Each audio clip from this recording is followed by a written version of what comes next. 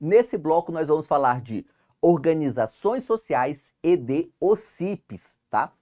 São entidades que perderam muita importância nos últimos anos, porque a lei das OSCs, que a gente vai ver no terceiro bloco, acabou ocupando muito do espaço das organizações sociais e das OCIPs. Mas isso ocorreu na prática. Para fins de concurso, essas entidades ainda são muito cobradas. Inclusive, aliás, OSs ainda são muito comuns na prática do serviço de saúde, né? Tem muito hospital, Santa Casa, que são geridos por OSs aí, Brasil afora, vários entes federativos adotam muito esse modelo.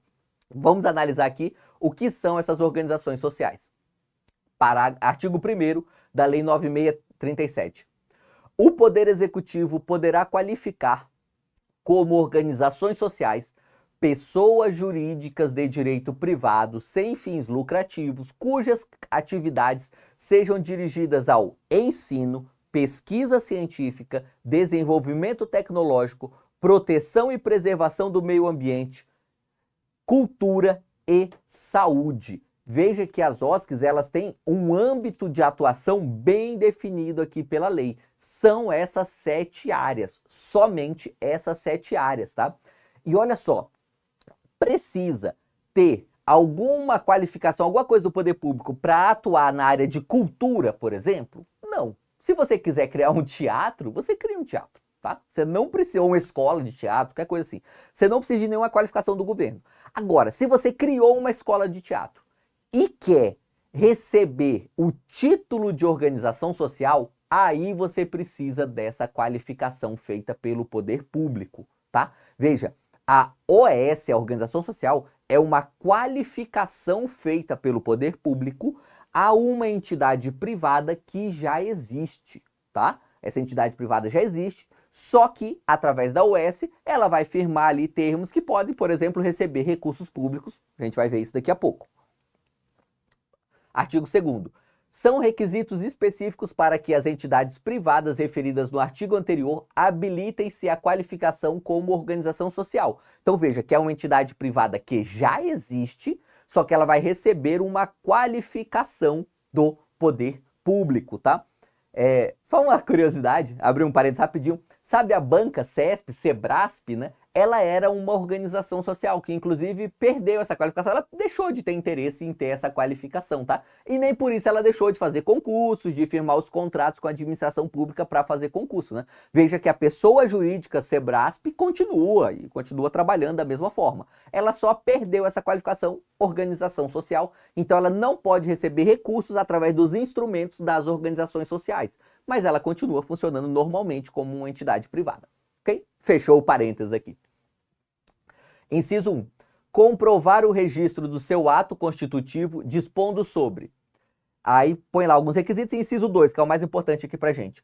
Haver comprovação quanto à conveniência e oportunidade de sua qualificação como organização social do ministro ou titular de órgão supervisor ou regulador da área de atividade correspondente ao seu objeto social e do ministro de Estado da Administração Federal e Reforma do Estado. Veja que para ser uma OS no âmbito federal, precisa dessa avaliação aqui feita, dessa aprovação feita pelo Ministério da área correspondente, tá? E a previsão de competência discricionária do artigo 2, inciso 2, que é essa que a gente acabou de ver, a gente viu que é uma competência discricionária do ministro dar essa aprovação ou não, tá? No que pertine à qualificação, tem de ser interpretada sob o influxo da principiologia constitucional, em especial dos princípios da impessoalidade, moralidade, publicidade e eficiência.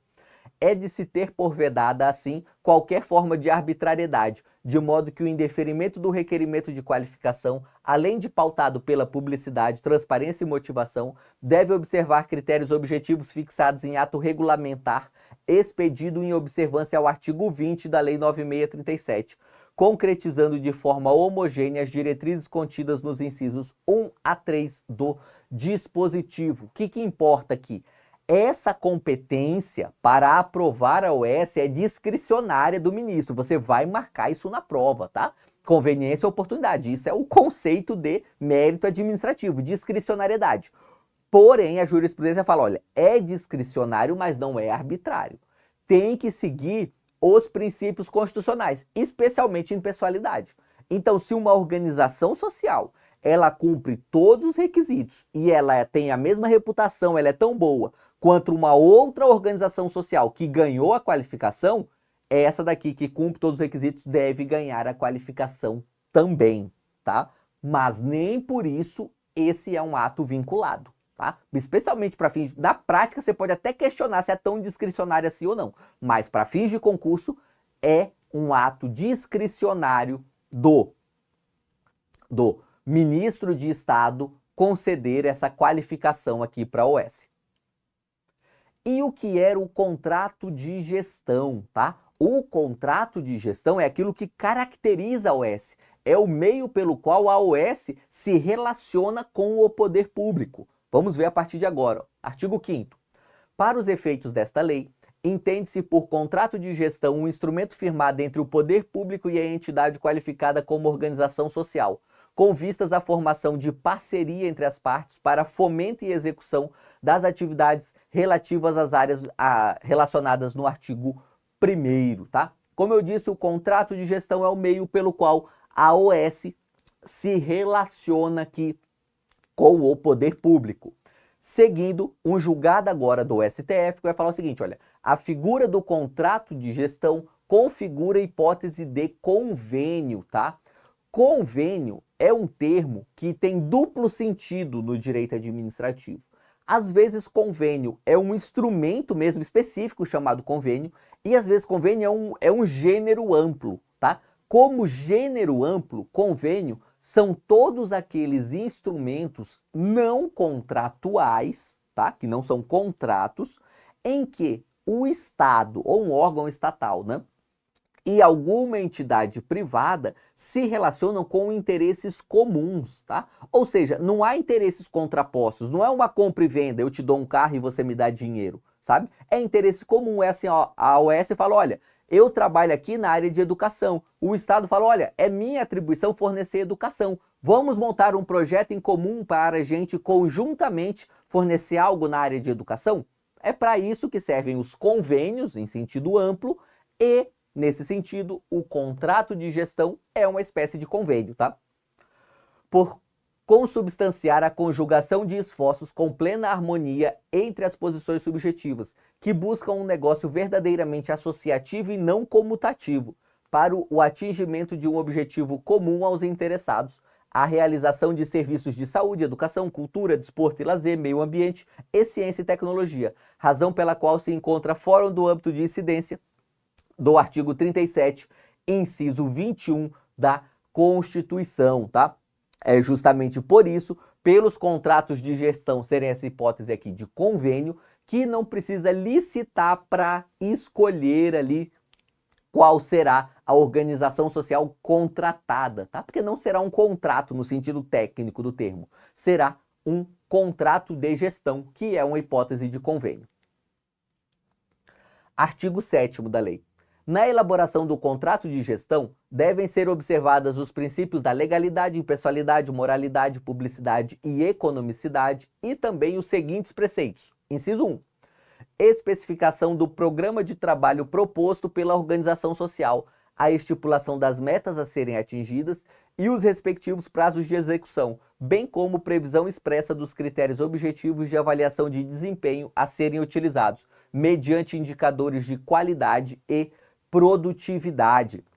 Veja, a organização social precisa firmar esse contrato de gestão, mas ela precisa mais que isso. Ela precisa desse programa de trabalho. E é ela quem vai propor esse programa de trabalho e o Estado que vai firmar ali aquela parceria vai aprovar esse programa de trabalho. É através do programa de trabalho que nós saberemos exatamente o que essa OS vai fazer e o que ela vai receber do poder público ali para prestar esse serviço de interesse social. Inciso 2. A estipulação dos limites e critérios para despesa com remuneração e vantagens de qualquer natureza a serem percebidas pelos dirigentes e empregados das organizações sociais no exercício de suas funções. o contrato de gestão já tem que prever os limites para essas despesas com remuneração. Essa daqui é uma determinação que tem por objetivo garantir a probidade administrativa, né? Garantir que não vai colocar lá para o dirigente do OS uma remuneração de R$200 mil por mês, que seria uma forma, na verdade, de, entre aspas, distribuir lucros, né? Através dessa OS. Lembrando que as OS são entidades sem fins lucrativos. Então, da mesma forma que ela não pode distribuir lucro, ela também não pode pagar remunerações exorbitantes para os seus dirigentes, ok? Artigo 9º. Os responsáveis pela fiscalização da execução do contrato de gestão, ao tomarem conhecimento de qualquer irregularidade ou ilegalidade na utilização de recursos ou bens de origem pública por organização social, dela darão ciência ao Tribunal de Contas da União, sob pena de responsabilidade solidária, tá? Se a OS fizer alguma bobeira, né, maltratar o dinheiro público, é o Tribunal de Contas quem fará, o Tribunal de Contas da União quem fará essa fiscalização. Existe legislação estadual que cria qualificação estadual de OS, tá? Tem legislação estadual que faz isso. Nesse caso, se for uma OS qualificada por um estado, aí pode ter competência do Tribunal de Contas do Estado para fazer aqui essa averiguação, ok? O que a lei tratou aqui é da hipótese de um OS que foi qualificada pelo Poder Público Federal, né, através daquela aprovação do ministro, e está recebendo recursos federais, ok? Artigo 10. Sem prejuízo da medida que se refere ao artigo anterior, quando assim exigir a gravidade dos fatos ou interesse público, havendo indícios fundados de malversação de bens ou recursos de origem pública, os responsáveis pela fiscalização representarão ao Ministério Público, à Advocacia Geral da União ou à Procuradoria da entidade para que requeira ao juízo competente a decretação da indisponibilidade dos bens da entidade e o sequestro dos bens de seus dirigentes.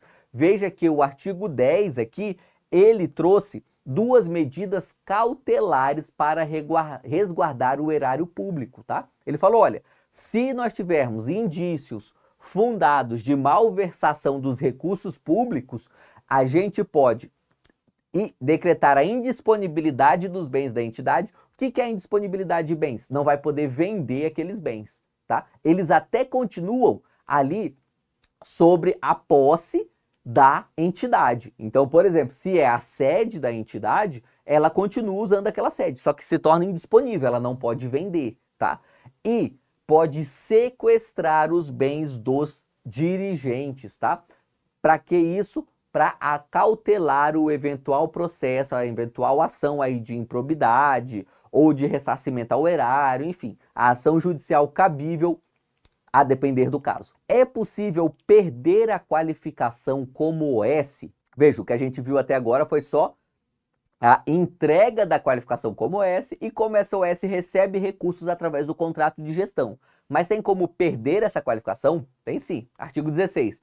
O Poder Executivo poderá proceder à desqualificação da entidade como organização social quando constatado o descumprimento das disposições contidas no contrato de gestão. Parágrafo 1º.